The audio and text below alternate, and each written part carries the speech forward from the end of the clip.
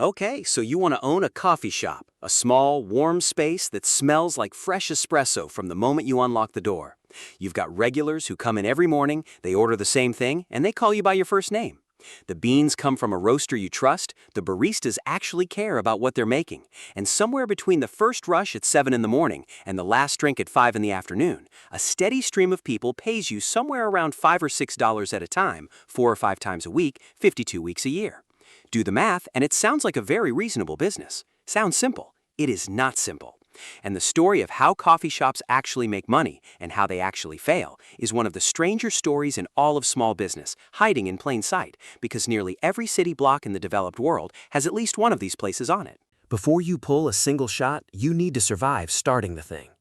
Building out a coffee shop from an empty retail space is not a small project. A modest location of about 800 to 1,200 square feet in a decent urban area, which is roughly the size that works for a standalone cafe, will often cost between $200,000 and $500,000 by the time you're done. That number comes from several places that are easy to underestimate from the outside. First, there's the equipment. A commercial espresso machine capable of handling rush hour traffic isn't the home model sitting on your kitchen counter. A solid single-group machine from a reputable manufacturer starts around $8,000 to $12,000 new. A two-group machine capable of running 2 portafilters simultaneously costs $15,000 to $25,000. Add a pair of commercial grinders, because a serious cafe doesn't use a single grinder for everything. It uses one for espresso and at least one more for batch brew or specialty pour-over drinks. Good commercial grinders run $1,500 to $3,000 each. Add refrigeration for milk and food, a water filtration system because the mineral content of tap water destroys espresso equipment and ruins the taste of the coffee, a commercial blender if you serve blended drinks, a batch brewer for drip coffee, cold brew equipment if that's on your menu, and a point-of-sale system that tracks every transaction and manages your inventory. None of this is optional, none of it is cheap, and all of it breaks, usually at the worst possible moment. Second, there's the build-out itself. You are turning a raw retail space into a functioning food service establishment, which means plumbing for sinks and drains, electrical upgrades to handle commercial equipment loads that most retail spaces weren't wired for, ventilation if you're doing any cooking, a commercial kitchen or prep area, seating and furniture, lighting, flooring, and the kind of interior finish that makes strangers want to sit down for an hour. Professional build-out in most major cities runs $150 to $350 per square foot for a food service space. On a 1,000 square foot cafe, that's $150,000 to $350,000 before you've stocked a single bag of beans. Third, there are the permits. A coffee shop that serves food, as nearly all of them do, needs a food service license from the local health department, a business license, possibly a building permit for any construction work, and in some cities additional approvals for signage, outdoor seating, or any structural modifications. The timeline for getting these approved in a busy city can run 3 to 6 months, during which you are paying rent on a space that is not yet generating income. Buying an existing coffee shop is usually faster and sometimes cheaper up front, but this is where things get interesting. Not all coffee shops are the same coffee shop. There is a wide gap in this industry between a cafe with a loyal customer base, a well-trained staff, and a lease with several years remaining at a manageable rate, and one that looks healthy from the outside but is quietly surviving on the owner's personal savings. The first type might sell for 2 or 3 times its annual revenue, sometimes more if the location is exceptional. The second type might be sold for the price of the equipment alone, because the seller knows that the customer relationships exist only as long as the face behind the counter stays the same, and the moment that face changes, at least some of those regulars disappear. So, here is the first thing nobody tells you when they picture owning a coffee shop. You're not really buying a business, you're buying a location, a lease, a set of equipment, and a temporary relationship with a neighborhood. And the price tells you almost nothing about whether that neighborhood will keep showing up after you take over. Most people who own multiple coffee shops today, by the way, aren't running them as small businesses in the traditional sense. The largest operators in the industry are publicly traded chains with complex supply chains, proprietary loyalty apps, and real estate departments that analyze foot traffic data before signing a single lease. But even one step below that level, many of the regional chains and growing independents operate through partnership structures, franchise agreements, or investor-backed models that look very different from the image of an owner standing behind their own counter. Ordinary investors can now buy shares in hospitality companies that own cafe portfolios and collect a return without ever pulling an espresso shot or dealing with a milk steamer that breaks during the morning rush. That's an entirely different game than the one facing the person putting their own savings into a single shop on a single street in a single neighborhood. Say you've committed to a space and the lease looks manageable. Before you collect $1 from your first customer, there's a layer of costs that catches almost every new cafe owner off guard. First, there are the staff costs you carry before you're profitable. Finding baristas who are actually good takes time.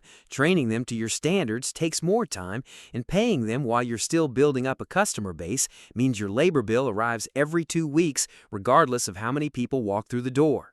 In specialty coffee, a genuinely skilled barista isn't someone you pick up overnight.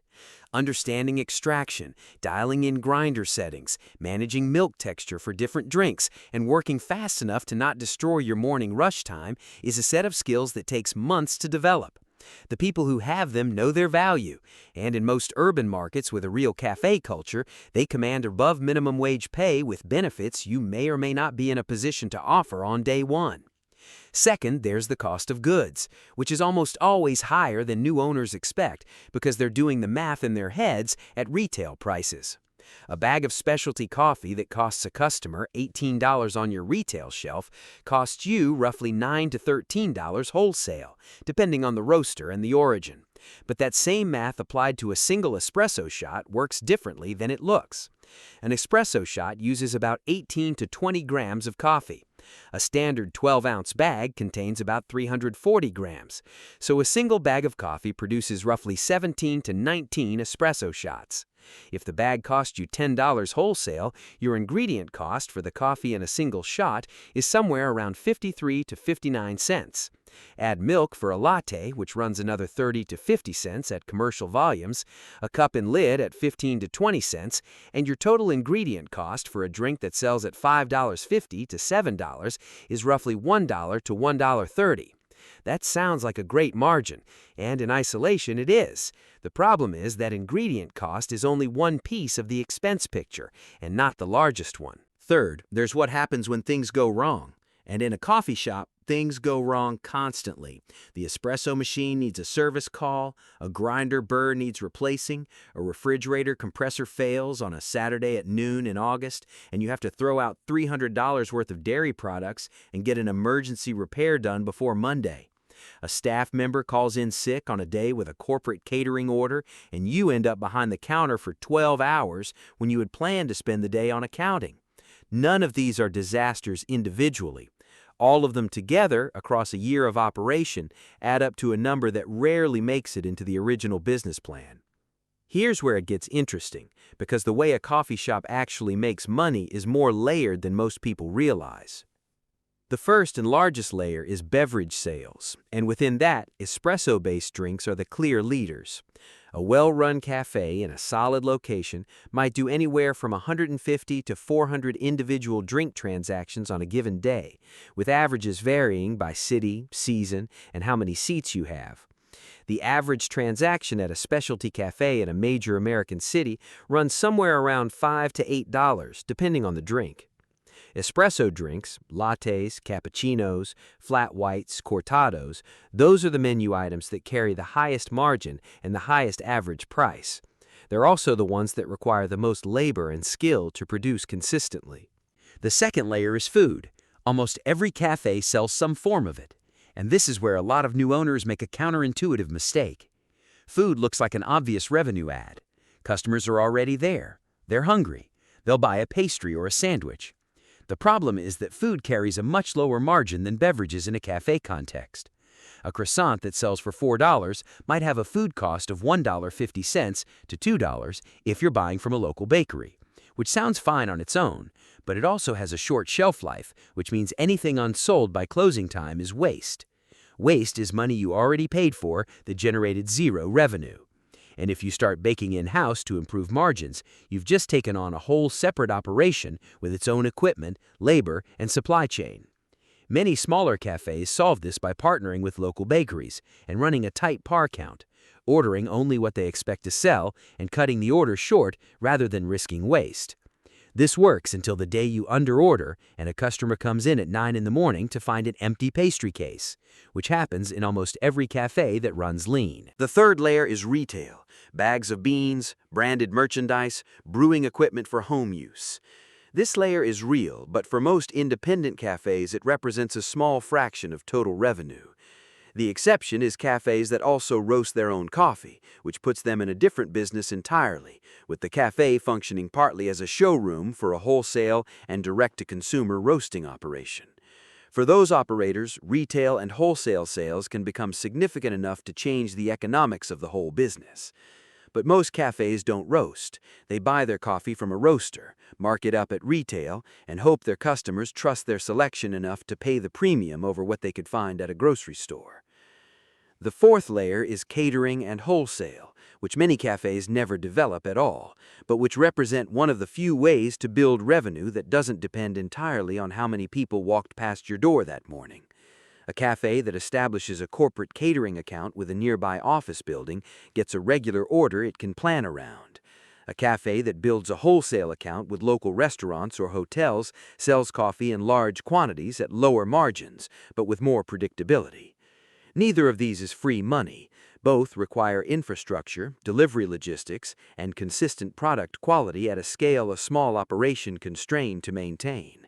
But for cafés that build them, they act as a buffer against the volatility that makes single-location retail so dangerous. There's a counterintuitive detail hiding inside the beverage math worth pointing out.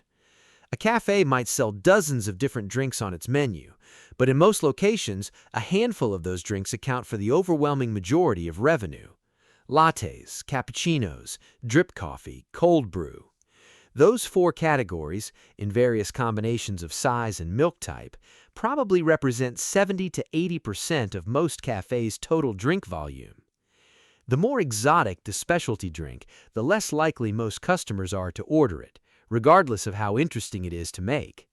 Menu complexity adds inventory complexity, training complexity, and the risk of running out of a specific ingredient mid-service. The cafes that run most efficiently often have the shortest menus and the clearest sense of what their actual customers actually order. Adding a drink no one asks for doesn't add revenue, it adds cost. A tiny menu that executes perfectly during a rush can, in terms of revenue per labor hour, be far more valuable than a long menu that looks impressive on a chalkboard but creates chaos at 8:15 on a Tuesday.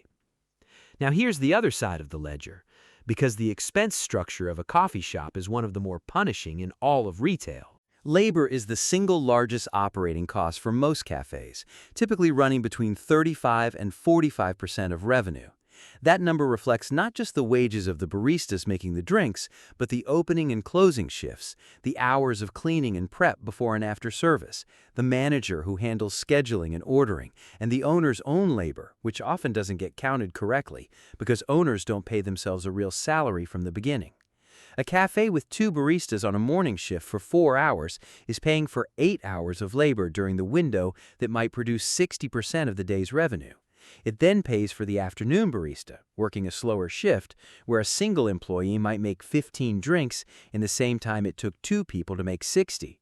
Labor doesn't scale cleanly with sales volume, and the mismatch between when staff are needed and when revenue actually arrives is one of the most persistent sources of financial strain in this business. Rent is the second largest and the most dangerous, specifically because it is fixed. Most cafes in desirable urban locations pay somewhere between $3,000 and $12,000 per month in base rent, depending on the city, the neighborhood, and the size of the space. The challenge is that the locations worth paying that rent for are exactly the ones where the landlord knows other tenants want the space. A cafe that becomes a neighborhood fixture and builds a loyal customer base has implicitly told its landlord that the location works, and that landlord is under no obligation to be reasonable about renewal.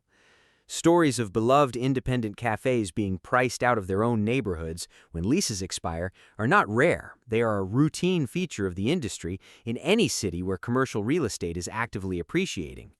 You can spend 5 years building something real and then watch a lease renewal conversation end it. There's a detail buried inside the cost structure that catches new cafe owners off guard. The morning rush is real, and it is almost everything. In most successful independent cafes, somewhere between 55 and 70% of daily revenue happens between 7 in the morning and 10:30. That's a 3.5-hour window. Outside of that window, most cafes see dramatically lower transaction volume, slower average ticket sizes, and the same fixed cost of being open, including staffed, lit, heated or cooled, and stocked. A cafe that does 300 transactions in a day might do 200 of them before 10:30, and 100 across the remaining 7 hours it stays open. Those remaining 7 hours still cost money to run. Rent doesn't stop at 10:30. The lease covers the whole day. So does the utility bill and the staff wages for the afternoon shift. Closing early saves on labor, but it reduces exposure during the hours when impulse traffic, people passing by on a lunch break or afternoon errand, might convert into sales. Most cafes stay open because being open is the product, and the moment you close, you stop being part of someone's routine. And here's the trap almost nobody sees coming until they're already inside it. Even a fully packed morning rush can mask a business that is quietly losing money. This is the counterintuitive part. It's not just about how many drinks you're selling. It's about what your fixed costs look like across the entire day, the entire week, and the entire lease term. A cafe might look thriving at 8:30 on a Wednesday morning and still be running at a loss when the month closes out, because the labor for the slow Tuesday afternoon, the lease payment that doesn't know what season it is, the insurance, the equipment maintenance, and the waste from unsold food all add up against revenue that is far more concentrated and far more seasonal than the daily rush makes it appear. Before we get to how coffee shops die, it's worth understanding something that one man figured out decades ago, because it explains almost everything about how these places are shaped today. The person most responsible for designing the modern American cafe experience was not a chef or a coffee professional.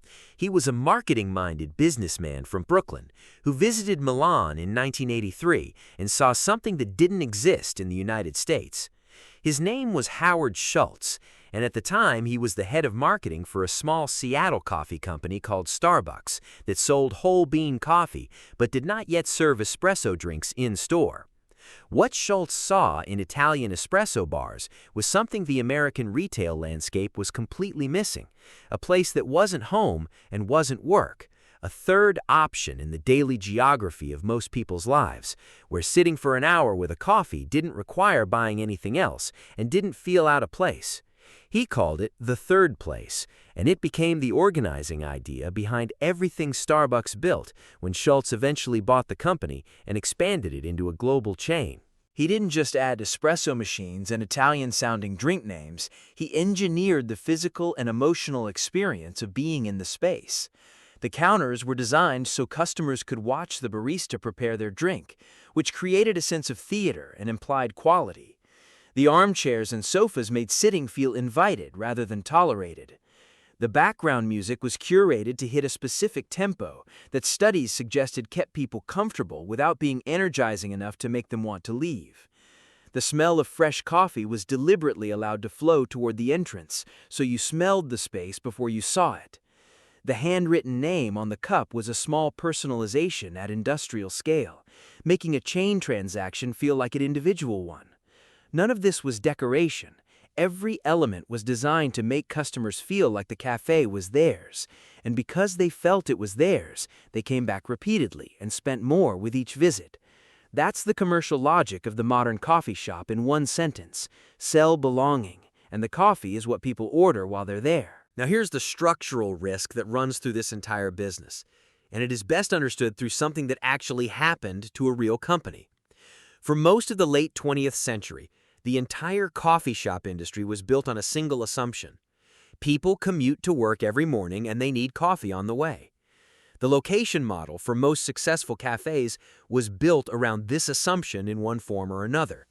Near a transit hub, in a downtown office district, along a commuter corridor, in a building with significant daytime foot traffic.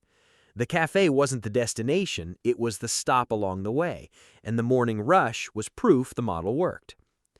But here's the structural risk hiding underneath that stability.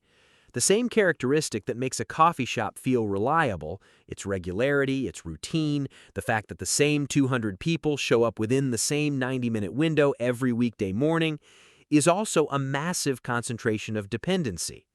A cafe that does the majority of its weekly revenue during 5 morning rushes is a business that is enormously sensitive to anything that disrupts those 5 mornings. A road closure that reroutes foot traffic away from the block for 6 months. A nearby office building that loses its largest tenant and cuts daytime population in the neighborhood by a third. A competitor that opens next door and splits the count with slightly lower prices or a drive-through lane. Or something far larger, a once-in-a-generation shift in where people spend their mornings at all. That last one is exactly what happened. To understand how this plays out in the real world, it helps to look at one real company from its founding to its fall. Tully's Coffee was founded in Seattle in 1992, the same city where Starbucks had already begun its rapid expansion. The founder had watched Starbucks closely and believed there was room in the market for a similar concept, positioned as slightly warmer, more neighborhood-focused, and less corporate. For most of the 1990s, the bet looked reasonable. Tully's expanded steadily through the Pacific Northwest, opening company-owned locations in Seattle, Portland, and the suburban markets around both cities. It added licensed locations in airports, grocery stores, and office buildings. At its peak, Tully's had more than 100 company-owned and licensed locations across the United States, and the brand had recognition in its home market, comparable to what Caribou Coffee had in the Midwest. It was a real business with real customers, real daily revenue, and a real team behind it. Then, one by one, the pressures that were invisible from the outside started showing up on the inside. Competition from Starbucks, which was, by this point, operating with a loyalty app, of drive-through infrastructure, and a marketing budget that no regional chain could match. Rising commercial real estate costs in the Pacific Northwest that made every lease renewal a more difficult conversation. Commodity coffee prices that moved in ways the company couldn't fully control, squeezing margins in quarters when the underlying cost of green coffee went up.